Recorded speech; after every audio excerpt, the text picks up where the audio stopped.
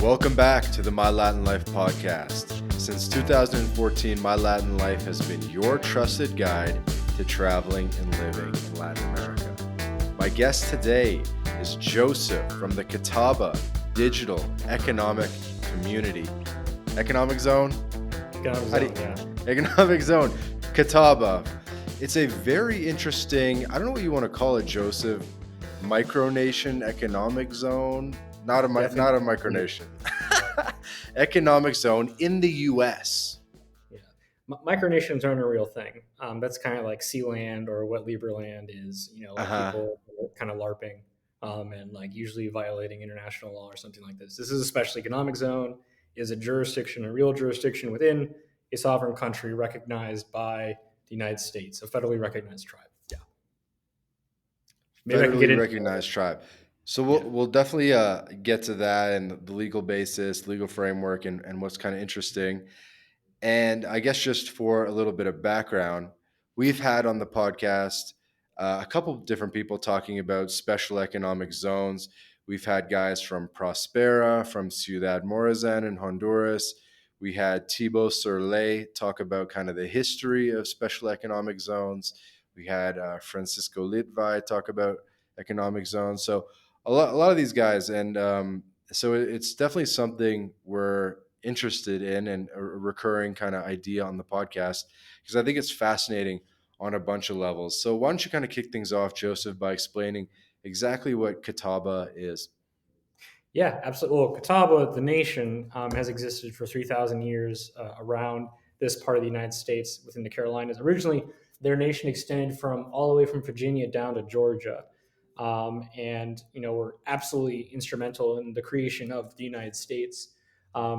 They were always known as a trading nation, and they actually fought alongside George Washington in key Hmm. battles against the British during the Revolutionary War, including the battle for Kings Mountain.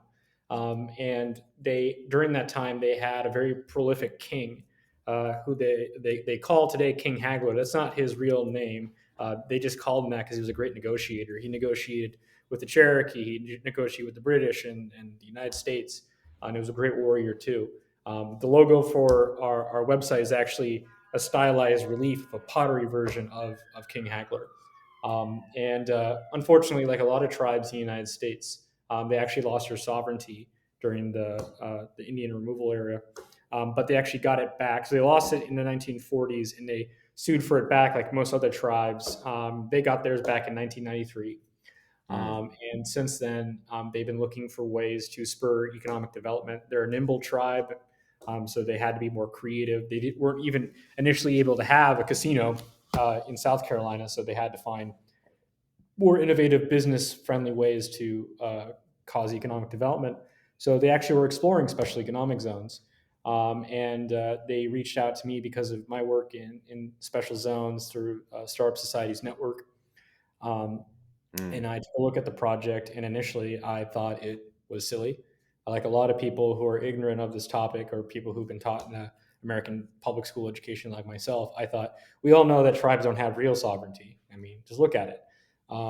But the more I dug into it, the more I realized I was completely, totally wrong. Tribes have at least the same level of sovereignty as a U.S. state in regards to commercial law and business Really? regulations, sometimes more. Yeah. Okay. And to just be double clear, because we've been saying nation and tribe and stuff, we're talking about Native American indigenous tribes and Yes. specifically the modern land of the Catawba people, the Catawba Nation, is in the Carolinas, in North Carolina. North and south. They have the ability to put additional land into trust, they call it, which just means put it within their jurisdiction. Awesome. And it's a federally recognized tribe, Yeah. of which, as of Wikipedia, there are 574 federally recognized tribes in the USA, something like that. Yes, indeed. Okay, cool. You know what's funny? This is totally random, but I just saw The Last of the Mohicans like Okay. like 2 weeks ago, and I think they filmed it in North Carolina, like right around there. That wouldn't surprise me at all. From what I remember, the movies, it was very mountainous, but it was clearly not the Rockies. Okay, so you're not a member of this tribe. You don't have Catawba blood. I don't have that honor. No. Okay, don't have that honor. Okay, so you mentioned you got involved in this through the Startup Cities Foundation. Am I saying that right? Startup societies. Startup societies. I know about the Free Private Cities Foundation or Free Cities Foundation, whatever it's called. So there's a couple of these different groups, right? Yeah, startup societies popped up around the same time as free private cities, and a couple years later, the Charter Cities Institute was started. The goal of startup societies, and the word is that it's a broad definition. Free private cities tend to focus on a very like libertarian sort of approach to things. Startup societies is broader, both ideologically, but also different iterations. It could be things like special economic zones. It could be new city projects or new community projects, intentional communities or eco villages. The whole point in the definition of a startup society is any place that provides experimentation in society or in governance, etc. Okay. And so we have 574 federally recognized tribes. How did we hone in on Catawba? Sounds like you wanted to do something with special economic zones and sovereignty or whatever. What made Catawba special, or how did this come about? I didn't choose Catawba; the Catawba chose me. Honestly, I thought special economic zones in the United, like most people within the zone industry, they come from a standpoint that special economic zones in the United States are impossible. I was briefly exploring it, trying to see if we can combine what they call foreign trade zones with opportunity zones and enterprise zones to make something somewhat interesting. But it's just so difficult on a federal level or even a state level to implement something like a special economic zone. So most people just assume that's impossible. But I have a colleague named Tom W. Bell who has a book called Your Next Government from Nation States to Stateless Nations, where he talks about U.S. special economic zones. And Tom put me in contact after someone from the Catawba Special Economic Zone team reached out to him. So after that, I was consulting with different zones at the time. So I just sort of dug into it. And the more I got into it, gradually, I just started getting more and more involved until it became my full time job. Okay. And so you're saying that there's traditionally has been no special economic zones in the United States? Because I think from our understanding on this podcast from previous guests, there's over 1,000 SEZs around the world, of which I think like 100 plus are in the Americas, right? They're in Panama and things like that. There's like almost 6,000 different zones around the world. The United States has something what they call a foreign trade zone, but essentially this is just a place where you don't have to pay customs and duties and tariffs and what have you. There's Hmm. also something called the enterprise zone, which is defunct, and now they have opportunity zones, which are basically just areas that you can invest in through an opportunity fund in order to defer on capital gains. But a special economic zone normally means a sub jurisdiction, especially in the more advanced stages where they have their own administration, maybe regulatory capacity, sometimes their own courts and legal systems, like in the case of advanced ones like the ZEDEs, Prospera and Hmm. Ciudad Morazan included. Hmm. Okay. And I think like LA has one of them, or how many of these special zones does the US have? None. Well, foreign trade zones they have like Foreign 500, trade but zones. Oh, actual there's special economic zones 500. this is the first. This is the first one.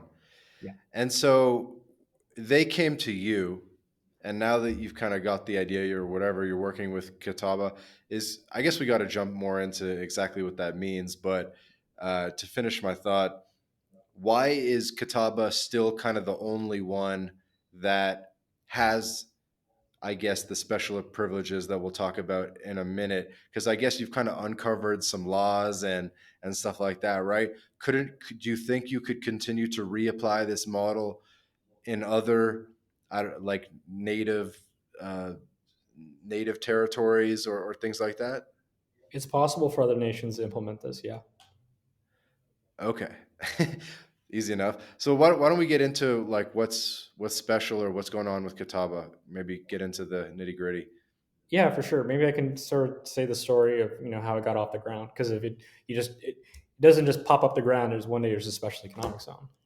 Sure. Um, yeah. Well, as I was saying, I got involved and as a consequence, we formed a joint venture with the nation, and I moved down here personally to South Carolina to engage with the nation there, including their attorneys and with elected leadership in order to develop a law, a legislative package that would be passed by their legislature, just like any state legislature or Congress or what have you.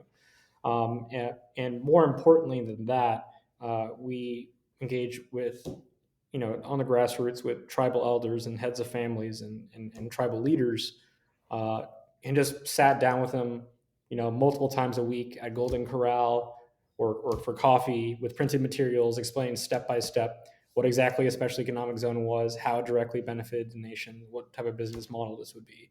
And we got people very excited. In fact, so excited that they actually actively lobbied their government to secure a special session to vote on this enabling law. And then it was voted overwhelmingly into law on February 19th of 2022. And what the law enabled, it has its own commercial code and corporate code based on template laws created by the Uniform Law Commission, the American Bar Association, and American Legal Institute. So basically, the template laws that states apply, but without all the special interest laden provisions that those states normally add when they're passed through their legislature.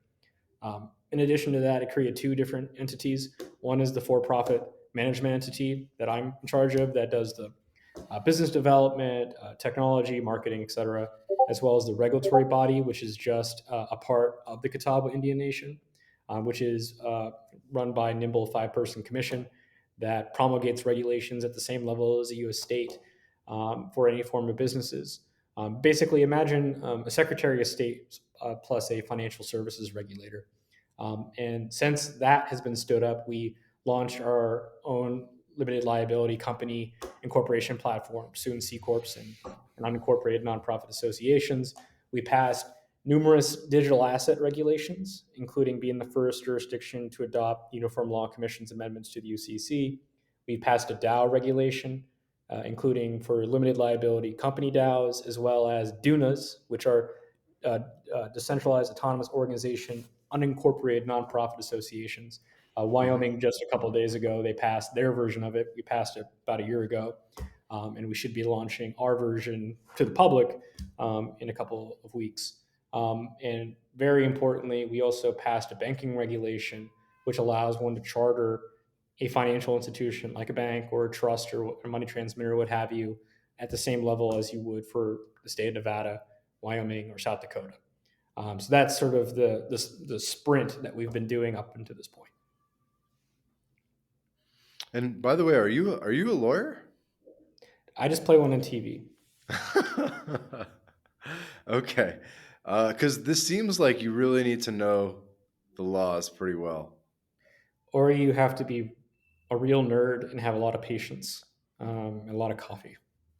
Okay, But all right. but but importantly, attorneys have been spearheading this. We have a team of attorneys both in federal Indian law, commercial law, banking law, et cetera. So I'm not the one writing the actual briefs. I'm helping lead a legal team, and I understand these things. But yes, legal power is definitely. Hey guys, quick break from the podcast to tell you about job stacking. If you're a remote or hybrid worker looking to maximize your earning potential, then Rolf Haltza, author of Job Stacking, guarantees you'll be able to double your income by implementing his paycheck multiplication layering method. This is the exact system Rolf has used to take his own income and those of many others beyond $20K a month. With this method, Rolf contractually guarantees that you'll be able to double your income in 45 days. So, if you're interested in unleashing your earning potential and doubling your income, then click the link in the description and book a call with Rolf right now. Needed here. Okay, so you mentioned digital asset laws and corporation laws, DAO laws. So let's make this seem a little bit more real. So if an American is listening to this, does this mean that they can incorporate an LLC in Catawba and that LLC would have certain privileges or be different than, say, incorporating in South Carolina? Well, I mean, it wouldn't be just the United States, you in Mexico, or someone in Bolivia or Colombia or Europe or elsewhere. They can also incorporate an entity, just like they can in Delaware. but they can do it through a nimble technology platform, and they can do so under a digital asset friendly framework. They can get Hmm. a KYC and get a digital ID associated with it, so you can share with other people that you've been verified, and be able to engage with a government that isn't going to take months in responding, that has the profit motive to actually care about your business. Okay. Tell me more about the profit motive. Well, yeah, so it is structured like most special economic zone. It's as a public-private partnership. So there are private partners that get upside from this as well. The tribe has the majority of that upside because they need to control it and they need to have majority financial interest. But the point being is they're financially motivated to make sure that not only are they registering a good amount of companies, but they also want to make sure that their customers feel like the service that they get is good so that they can return, and then there's more word of mouth so we attract additional companies. Okay. And is this up and running now? Like, can I incorporate an LLC right now? Yeah, I can. You can. And how much would that cost me? 250 up front. That includes annual registered agent fee, and then the annual renewal is $100. Okay, 250 bucks incorporate, 100 bucks a year. And what is the address? Does it say like Catawba, comma South Carolina, or is it just or Catawba, comma USA? So you can have your own mailing address, but the actual jurisdiction, the way that the U.S. Postal Code is done is through state based. So technically, it's within Kings Mountain, North Carolina, but it's within the jurisdiction of the Catawba Indian Nation. Okay, Kings Mountain, North Carolina. And does the mail does USPS like enter the Catawba territory, or do they have to leave it like at the front gate or something? No, you get mail. I mean, it was actually really simple to get it all set up. We just went to UPS. We said, "Hey, setting up a new mailbox. Can you set it up for us?" We bought a mailbox from Lowe's. We went there, dug a hole in the ground, and we started receiving mail. By the way, if you can like turn Yeah, I'm off sorry. your notifications on, I've heard like a couple of different ones, like like Yeah. old school MSN or something. I didn't even recognize what beep that was. I'm not gonna cut this out. We'll keep it moving. Okay. So, uh, yeah, I just want to keep kind of getting to the nitty gritty and the logistics of what this looks like, and I guess what the benefit is. Is it like a zero tax state? No, no. So this isn't a tax play. I mean, we have the same tax advantages as Delaware, meaning there's no corporate tax or what have you.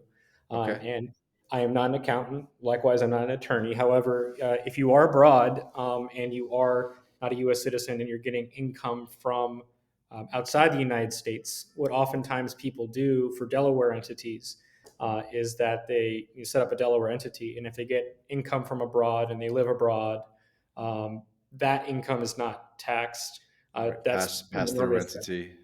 Yeah, exactly. Again, check with your accountants, but the same tax treatment that you would get for Delaware or other entities like that, it's Yeah. the same here in We Catawba. do Wyoming. So we actually help people incorporate LLCs. You could actually go to our website, mylatinlife.com-services, and you could order a banking package with us, and we'll set up your LLC. We'll get you your EIN. So we're relatively familiar with this stuff. Maybe we got to add a Catawba service to our website, Joseph, and Absolutely. You should kick off Wyoming and Delaware as well. Just have Catawba.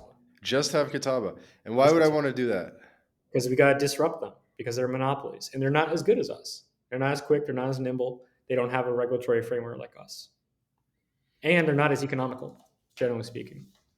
And what about when I want to open my bank account? I want to get Chase and Wells Fargo and Yeah, Zelle. I mean, most banks, unless they have a specific policy on that, they can set up a tribal entity. It's a very common practice.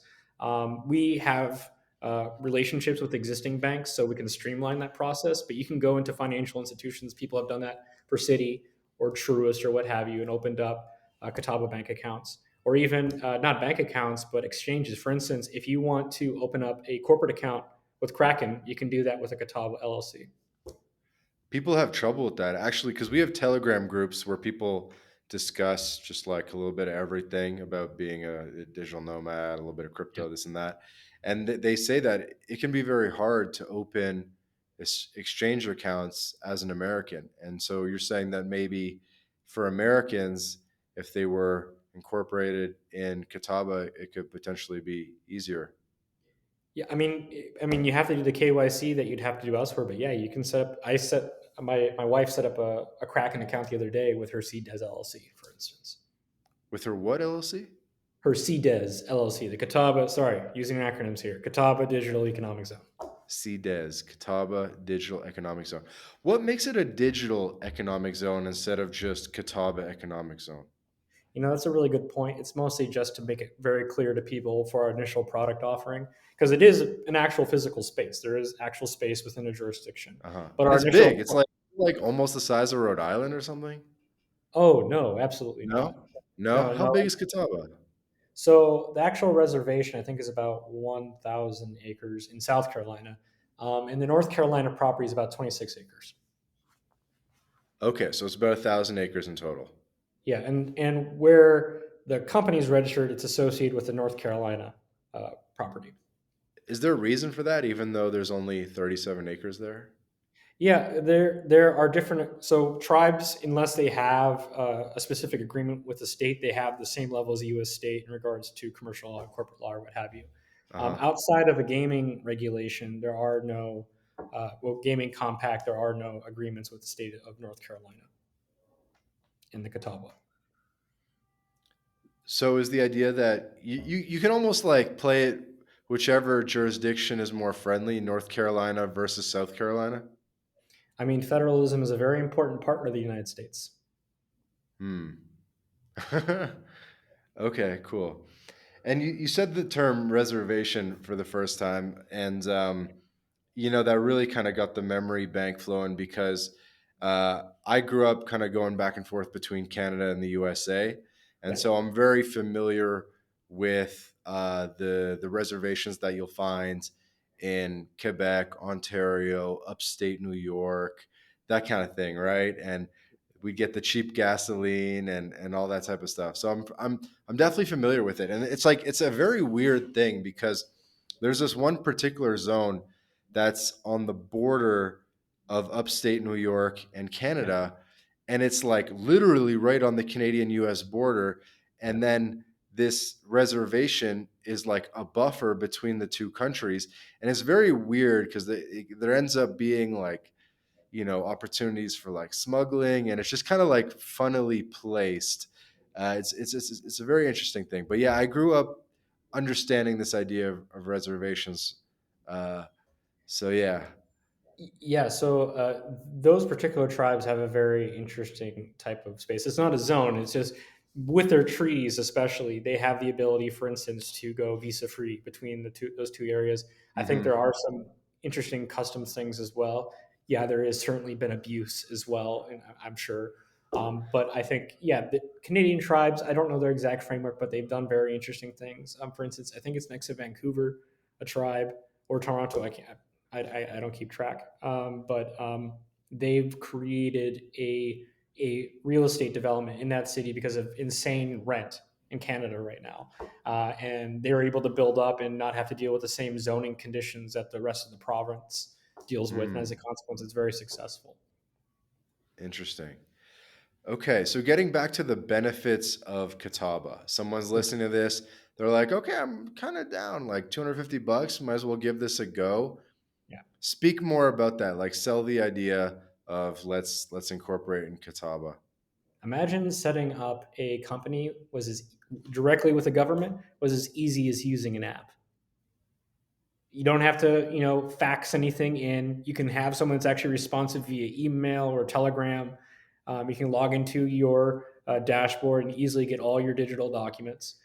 You can regularly interact with your regulatory body and a regulatory body that meets every couple of weeks versus, let's say, Wyoming. They literally meet their legislature every 2 years as a consequence of how their constitution operates. They have 1 year, which is on deals with official business, and the next year just deals with budget. So the ability for them to actually move fast and nimbly, especially in innovative type industries like in financial services or fintech or digital assets, they're going to be lagging behind. You want a government that, if you're a startup or if you're a startup minded person or an entrepreneur, you want a jurisdiction that thinks entrepreneurially. Hmm. So yeah, the technology being forward, I feel like the you can't win on technology alone, right? Because you're kind of competing against, you know, the U.S. is pretty good at technology in general. I feel like it's more on the legal framework side of things and like the possibilities side of things that's like the true play here, right? Yeah, that's my understanding as well. I will caveat what you said though. The U.S. is fantastic with technology. U.S. governments are terrible with it. Okay, true. Like literally, like with Delaware, if you want to get documents and you still have to fax or mail. Likewise with most governments. And usually, I forgot what venture capitalist said this, but if you're looking for an industry to disrupt, look for ones that still use fax and big incumbents. No, I hear you, man. We deal with governments a lot. One thing we do is obviously we help people get residency in different countries. We help people get residency in every country in Latin America, Mexico, Panama, Argentina, Paraguay, every country, right? And Yeah. so we deal a lot with all these countries, and we deal a lot with the U.S. and Canada, like getting birth certificates, getting apostilles, um, getting police checks, getting all this documentation from Canada and the U.S. that you can then use internationally. And so I totally get it. I'm very familiar. I live both in Argentina and Colombia. My wife, who's actually the COO of the organization, she is a Colombian woman, and she also had to come to the United States. So I am familiar with all of it, and I think that in many Latin American countries, notaries are complete scams, and definitely goes to this point of how much paperwork government creates unnecessarily when it can be automated largely through digital processes. And I know, a huge issue with being a digital nomad is owning your business and working with bank accounts and what have you. And one of our goals is to provide a space, even if you are abroad, you're trying to live in a place that has a low cost of living, that's beautiful, that you want to live, while at the same time maintaining your business and able to use payment rails that are standardized around the world. That's one of the things that we can provide. It's one of the reasons why it's so beneficial to set up in, let's say, Catawba versus Prosper or other jurisdictions, is because ultimately, while some people have made arguments that there has been decline in quality of U.S. governance over the years, ultimately it's still the gold standard. It's one of the most competitive places in the world, has the most robust financial markets, one of the most robust set of payment rails, and one of the strongest reputation in terms of protection of rule of law and assets and what have you. Hmm. Hey guys, quick break from the episode to tell you about BitRefill. BitRefill allows you to shop online and in person without banks, converting your crypto directly into merchant balance. We're talking gift cards to Nike, Amazon, Apple, Airbnb, Hotels.com, and many more, all paid for with crypto. BitRefill offers more than 10,000 gift card options in 180 countries all across Latin America, including Brazil, Colombia, Mexico, Argentina, El Salvador, and many more. You can also apply the code MyLatinLife at checkout to get 10% back on your first purchase. Go to bitrefill.com for more information. I can't believe my boy Joseph's a Latina fan. I didn't know this. Yeah, yeah, yeah. Yo vivía en Buenos Aires y Barranquilla para un año. Barranquilla. So your Barranquilla, your wife is from Barranquilla? sí, sí, verdad. Whoa. Okay, that's You say it like you're afraid. no. It's actually a respect thing. I mean, that's where what's her name? Sofia Vergara, whatever, is Yep, from, and Shakira. and And Shakira. Yeah. and importantly, the author Gabriel Garcia Marquez, the author of 100 Years of Solitude and Love in Time of Cholera, he's from that region as well. There you go, Joseph. Man, you dog. This is good. This is good. Okay, coming back to payment rails. Can we open TransferWise? Can we open Stripe with an address from a Catawba LLC? I mean, so the entity that's running the zone is a Catawba entity. It uses Stripe. Okay. And do you get an EIN number? Yeah, you just get an EIN number. You just put the address about where the mailing address is, which would be in Kings Mountain, and that's what you send off. That's the standard practice in Indian country. Okay. And is that address, do you kind of get to choose, or is it the address in Kings Mountain, is it marked a certain way? Like I know like there's commercial addresses and residential and mail forwarding and PO box, and there's all these different classifications the USPS has. And sometimes these classifications can make it difficult to open certain types of financial products. What's your experience been with the Kings Mountain So no, address? it's not a. It's Yeah, it's not a PO box. There hasn't been any difficulties with that that I've encountered or any of the users have encountered. But you can, if you want to have it directly forwarded to you, you can also list your own mailing address so you receive your mail directly as well. This episode of the My Latin Life podcast is brought to you in part by Job Stacking. Introducing Rolf Haltza's Paycheck Multiplication Layering Method, a revolutionary approach that redefines the traditional career path. This is Rolf's new Done With You program where he'll work with you to implement job stacking for yourself. With this method, Rolf contractually guarantees that you'll be able to double your income in 45 days. So, are you ready to step out of the shadows of job insecurity and step into a world of career abundance? Then just click the link in the description of this episode, book a call with Rolf, and start walking the path of unleashing your earning potential with job stacking. All right, so the Catawba Digital Economic Zone has the most robust set of digital asset protections in the United States. That's because it implemented two sets of regulations. One is an improved upon version of Wyoming's set of definitions.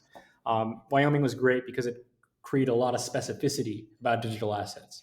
The problem was it didn't interact with the Uniform Commercial Code, and this is the commercial code that's adopted across all US states. And in order to interact with those states, you need to somehow interact with that Uniform Commercial Code.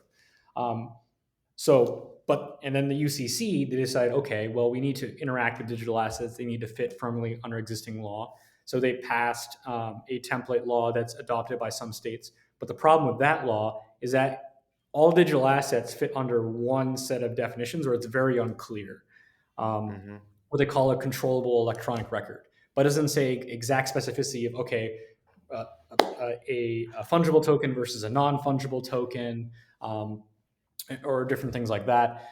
The Wyoming set of so what we did was that we combined both. We have the Wyoming set of specificity while at the same time having that connection to the Uniform Commercial Code and the rest of the U.S. system. So arguably, Mhm. we have the most robust set of protections in the United States. So the best place to do digital asset business. And what does that mean, protections? Like, how is that helpful for people? Well, so I mean, most people don't like to go into business thinking that they're going to get into a lawsuit or have bankruptcies, but inevitably that will happen. Mhm. You will, and then when you have that, you want to know the status of your digital assets. Like, let's say you have something as collateral, like a digital asset as collateral. Who owns that? Is that the person that you're lending that is custodying that collateral, or is it you? And there'll be a lot of confusion about that. And because of that, there's a lot of headache and a lot of legal overhead associated with that. So that's the biggest thing. You want to know how governments and courts are going, or arbitration panels are going to treat your digital assets. And having those very clear cut rules, that's incredibly important for entrepreneurs. Hmm. Okay. So And it's that's really about protecting your downside. exactly. I mean, that's why people like Delaware. They like Delaware because the Chancery Court. They don't like Delaware because, oh, it gives them a bunch of benefits or money or what have you. They're there because if frankly, pardon my French, if shit hits the fan, they feel like, they're going to be treated respectfully. Well, at least until recently, where people realized that there might be some The Elon discrepancies. thing.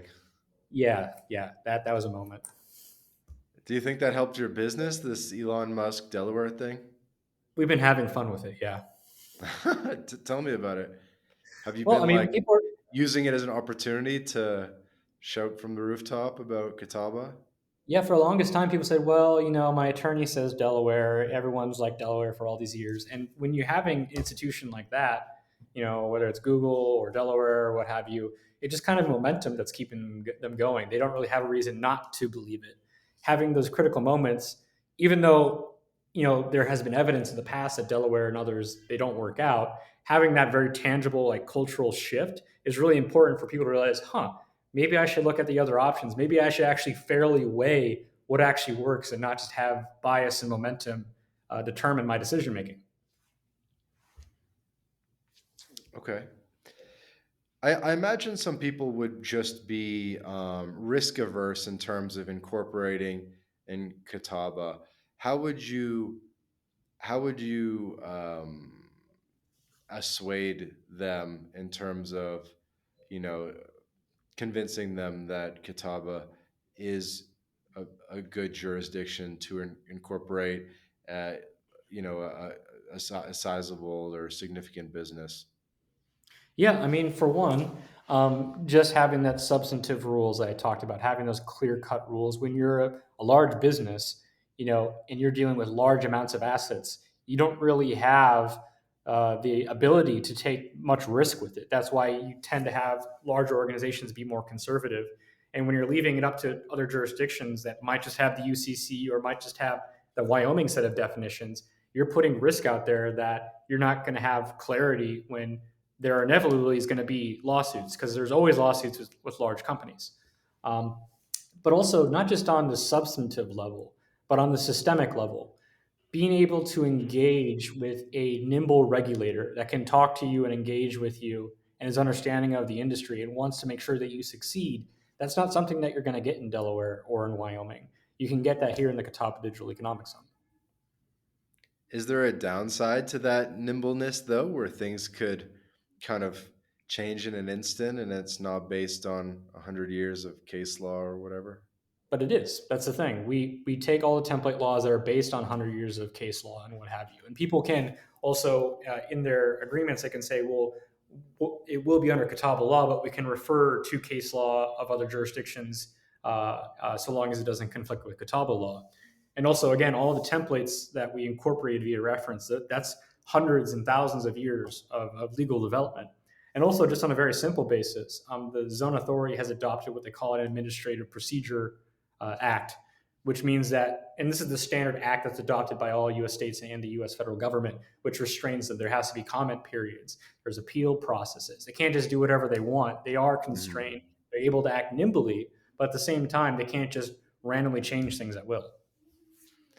And so, is there like, I don't know how to say this, but is there an interaction between Catawba and the Carolinas, like sort of a buffer, or is it straight Catawba federal government? Like, let's just say someone incorporated in Catawba, maybe they didn't like a judgment or whatever happened. Are they going to the Carolinas and saying, "Hey, North Carolina, like, can you guys figure out this issue?" Or is that not even part of it and it's straight to the federal government? So, under principles of federal Indian law, state courts don't have jurisdiction over tribal matters unless through explicit agreement by the tribe or by congressional intent. Okay. And has there been an agreement with the states or not straight federal? Not in North Carolina, except for gaming, meaning casinos. Okay. Okay. Cool. Cool. Um, Maybe I'll switch it up or go kind of high level on this next sort of train of thought. Fitting in Catawba to the broader community that you and I are a part of, which is, I think you might be in the Country Founders group with Andy Starr. No, you're not in that one. Okay, but you're familiar with a lot of these guys and these other special economic zones, and I'm sure you talk to the people from Prospera and some of these other special economic zones, micronations, the whole kind of gamut of people who are iterating on the old school nation state philosophy. Are people excited about Catawba? Like, what have you seen the response been among Americans and the international community of stakeholders in special economic zones when you helped bring Catawba to the scene?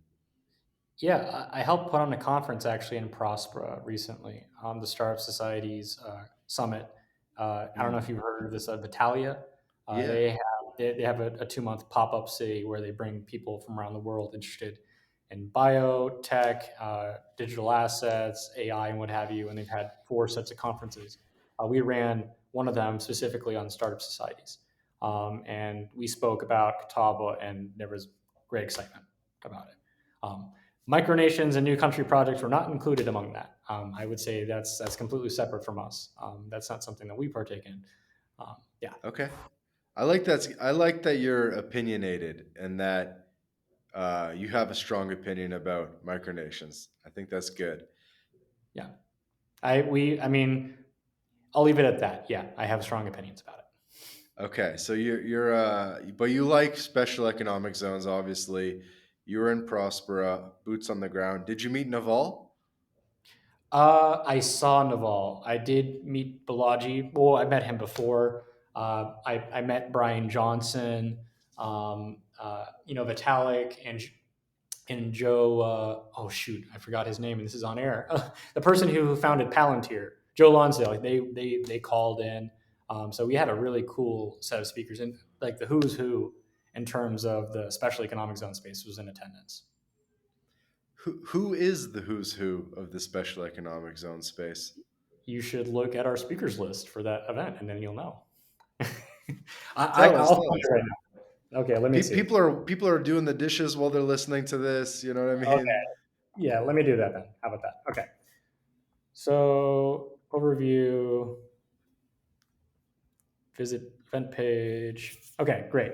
So like I mentioned, Vitalik Buterin, Arthur Brightman, the founder of Tezos, Margaret Wade, who's at the Center of African Prosperity and also works at Prospera, Balaji Srinivasan, Robin Hanson of George Mason University, Massimo Mazzone of Ciudad Morazan, Abraham Sutherland, Patrick Friedman, Bob Haywood, he's an OG in the space, doing special economic zones for the last 40 or so years. Hmm. Eric Berman of Prospera, Jorge Calindros of Prospera, Florian Foreigner there of Threefold, had people from Adrianople Group, from Lexdow. Hmm. Um, let's see, yeah, more people from Prospera. Like I mentioned, Joe Lonsdale, David McClure he was of 8VC, I believe. No, it was 500 startups. Uh-huh. Um, and yeah, we originally, yeah, Primavera de Filippi. Yeah, so some of the who's who. And then, yeah, Naval later showed up, though he didn't speak at our event, but he was in attendance. And Brian Johnson also spoke there. Brian Johnson is Coinbase? No, Brian I'm Johnson thinking of is the Brian guy. Armstrong. Yeah, Anyway. exactly. Brian Johnson's the guy who wants to live forever. Okay. You seen this guy? No. Okay, you should look him up. He's a kind of a pale complexion, but really cool and interesting guy. He calls himself the most recorded person in human history, and his goal is to check all his biomarkers to not just halt aging, but actually to reverse aging. And he goes to extraordinary lengths. He eats basically a liquid diet, essentially, of different beans and lentils and olive oil, and doesn't eat anything besides that, gets perfect sleep every day, avoids sunlight, lots of supplements and biohacking and different drugs and what have you. He does blood transfusions uh, with his father and also with his son. Apparently, that has led to some good effects. Okay. Interesting. So, speaking of the presence of people from the startup community, Yeah. there were like what you would call traditional VCs there. Dave McClure, Mhm. Balaji and Naval are kind of crossover because they're in the network state kind of thing. But it sounds like there was a bit of interest from traditional VCs. The group you're from is called Startup Cities. How does the Silicon Valley startup ecosystem and the startup cities or special economic zone ecosystem overlap? Yeah, I mean, for one, startups tend to benefit from these types of jurisdictions because they provide clear rules and regulations that sometimes limit startups from growing elsewhere around the world. But two, just sort of the startup mentality and applying that to governance, being nimble, being responsive to market demand or what have you, and then scaling based on success.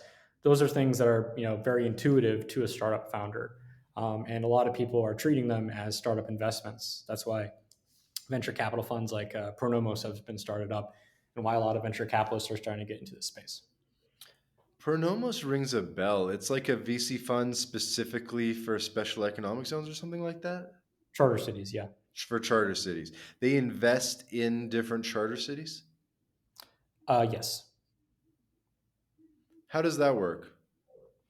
Well, you're going to have to invite him on, I suppose. But Yeah. and he's got a different model. Back in the day, it was sort of a invest in the real estate co to fund like operations to get a government approval or what have you.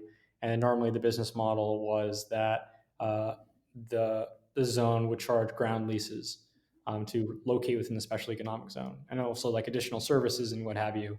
And then hopefully through the jurisdictional arbitrage, it would create so much demand that it would have sort of exponential growth in contrast to standard real estate investments, which are kind of linear. This episode of the My Latin Life podcast is brought to you in part by Bit Refill. Bit Refill is the best way to spend your crypto in Latin America. Purchase gift cards or mobile refills from more than 3,500 brands in 186 countries instantly, safely, and privately. Visit bitrefill.com for more information. So we have all these ideas popping up that are there's like a lot of different terminologies, right? Charter city, startup city, special economic zone. Do you see clear distinctions or lines between these concepts, or do you think it all kind of has like a Venn diagram of overlapping? Yeah, actually, if you go to our website, we have precisely that Venn diagram. Oh yeah, okay. Yeah, You want to shout out the website? yeah, startupsocieties .network. Startupsocieties.network. Okay, cool. So this is pretty early innings for these whole ideas, what maybe you could call like post nation state ideas. Would you agree that it's early innings, and how do you see this transforming over the next decade or two? I don't think we're at the end of nation states. I do think you're seeing a more multiplicity of jurisdictions than in the past. But these things have staying power, and I don't think we should readily hasten or cheer on the decline of nation states. That usually comes with really significant problems for people. And nation states, for their problems, they can provide some stability. However, we should have special economic zones and more nimble jurisdictions because they can address some of the problems that we have nowadays. But yes, in the special economic zone industry, we are very early innings about what's possible, having getting significant projects off the ground, getting product market fit, et cetera. So I think some people have said that in the startup society space, it's kind of like 2008 for crypto, is kind of the Hmm. analogy they have in their head. So yeah, definitely early stages. And what are some of those possibilities that people aren't thinking about or that you're most excited about? About specialty economic zones? Yeah, yeah, startup cities, SEZs. Well, there's this project out there in the Carolinas called the Catawba Digital Economic Zone. I think they're doing a fantastic job. And does it go beyond just like having a place to register and have safeguarding of assets and maybe going into making it easier, say, to hire people? I mean, that isn't really a consideration that we have right now, but that's something we could probably look at to see if there are different rules for contracting that we can provide some clarity. So that's something, and that's the cool thing about our jurisdiction. If there is ideas that have come from the community, they can actually propose them to a regulator, and we can consider them. We can actually move a lot quicker on those than a standard jurisdiction. Is there like a Catawba ID that people can get? Well, we actually have a digital ID that our users can receive after passing KYC that we have in staging right now. So not for Catawba, but for the zone, yes, that is something that potentially we're going to be implementing fairly soon. Kind of like the Palau ID, Yeah, but better, but better. but better. Were you inspired by Palau? We had Jay Anson on the podcast as well way back. Yeah, we actually were deeply engaged with Catawba prior to Palau launching. I heard about it about a month before we actually went up for a vote. And what's cool is they are able to issue these like digital IDs, and they've kind of created a new class of residency. The way Estonia was one of the first to do their e-residency, Estonia, and then that inspired Palau to do their e-residency. And so, do you see this Catawba thing morphing into e-residency as well? Well, I mean, when you think about it, e-residency is actually kind of a step back because essentially what the Palau e-residency is, it just have an ID that you've done KYC, and then some exchanges allow you to use that for KYC. But what Palau is trying to do right now is move forward to where we've already been, which is company incorporation. That's essentially the only useful use case for an e-residency. An e-residency beyond that doesn't do much. We already have corporate registration. But now we're also adding KYC and a digital ID as well, in case people like the idea of having a digital ID, or if they want to provide that for different online services that they can provide to demonstrate that they have indeed been KYC, they're not on international watch list, et cetera. Yeah, that'd be really exciting. And what about like sales tax? Could this lead to almost having like a zero sales tax So residency type sales, of thing? sales tax is different is interesting because of it's usually the tax jurisdiction is within the point of sale. So that's going to be dependent on where you are physically, Yeah, where you're I actually guess selling the product. except for digital products, Well, that's something that is something that we should consider. That is something that right? your Like if tax. you had, say, a New Hampshire address, all your digital products are sales tax free. And so if I had a Catawba address for my digital product purchases, my Netflix subscription, whatever, that could potentially be sales tax free. I haven't thought about that before. That's very interesting. We need to brainstorm together off call. Cool. Um, well, I don't want to take up too much of your time. I'll try to keep this to less than an hour. Um, happy to happy to become an official advisor to the Catawba community. No, I'm just joking. I did have a thought actually in the vein of advisors is how can people get involved in this idea of special economic zones and charter cities where what I see is that most people are doing this out of the passion for it and this idea of kind of whatever, getting beyond the nation state or inventing new models of governance. And they're just passionate about these ideas, but not too many people have made this their full time thing. You're one of the first people doing it. I guess maybe Tebow and the guys at Adrianople Group, because they have their consulting business in Switzerland or whatever. But you're one of the first guys I've heard about that's taken being a startup city expert and making it and turning it into a full time gig. What are your thoughts on that? Yeah, read our book, Founding Startup Societies: A Step-by-Step Guide. It's available on Amazon. I'm sorry, that sounded like Okay. a fake pitch, but that's actually a book that you can get online. The Startup Societies Foundation, we actually wrote it. It's literally a step-by-step guide for how to build a private SEZ. For how to build that sounds like a good playbook to have. Yeah, it worked. And do you see yourself personally repeating this in the future? Like once maybe you get more of a team going with Catawba and it's found its legs, are you going to repeat this yourself for other federally recognized tribes or maybe in other countries outside the U.S.? Are you involved in multiple of these things or going to be? We got so much on our plate right now. I can't even consider beyond those steps. Right now, focusing on Catawba and making sure it's growing as much as possible.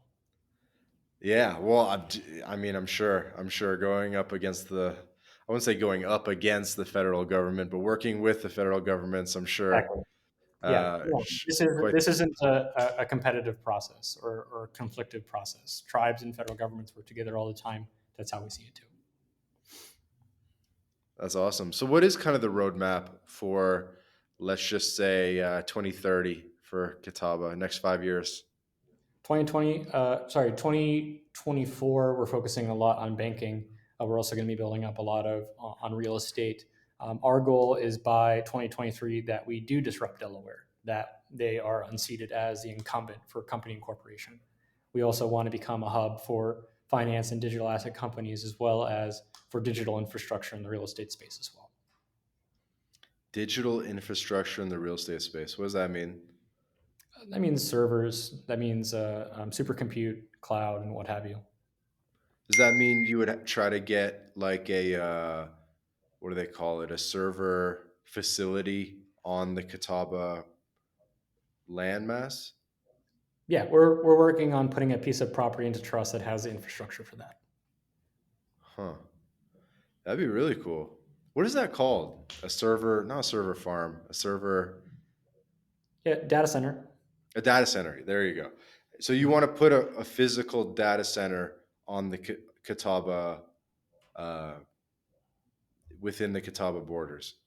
Yeah, or put a Catawba borders around a data center. Hmm. Okay. Cool. Cool. Could you use a Catawba LLC to buy property in a different state? I don't see any reason why not. And what about, and sorry, as we're wrapping up, I know it's kind of like out of order, but what about like anonymous LLCs? One of the benefits of Nevada and Wyoming is you can create these anonymous LLCs where it's kind of difficult to quote unquote pierce the corporate veil and know who's the ultimate beneficiary. Is Catawba able to do anything like that? So Catawba doesn't have any requirements to disclose who the owners are publicly. However, you be mindful, the Corporate Transparency Act, which does indeed apply to tribal corporations as well, you have to comply and send beneficial ownership to FinCEN. So that would apply within the Catawba Zone, likewise Wyoming or Delaware or elsewhere. Hmm. Okay. Interesting. Pretty cool. Pretty cool. um, that's pretty much all I had, man. Do you want to take this time and share any message to the audience? Yeah, don't argue, build, and register in the Catawba Digital Economic Zone. Sweet. So we'll do that. Send me on Telegram, send me links to anything that you want me to include in the show notes here. So I guess it'll be the book on Amazon, it'll be the website, all that good stuff. I think this is really, really fascinating and all that much more fascinating that it's happening onshore in the United States, in the Carolinas, which is also a really cool region of the US. Good moderate weather and stuff. Um, and I think it's really cool how you're kind of iterating on these jurisdiction models and really fascinated for the future. So, Joseph, thank you for coming on the podcast today. Very much appreciate it. Yeah, of course, it's been a pleasure. Awesome. So this has been another episode of the My Latin Life podcast. Again, my guest today, Joseph from Catawba. Everyone, please do us a favor.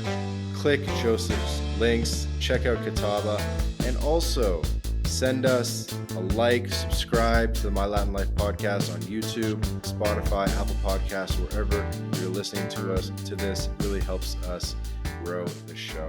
Cheers.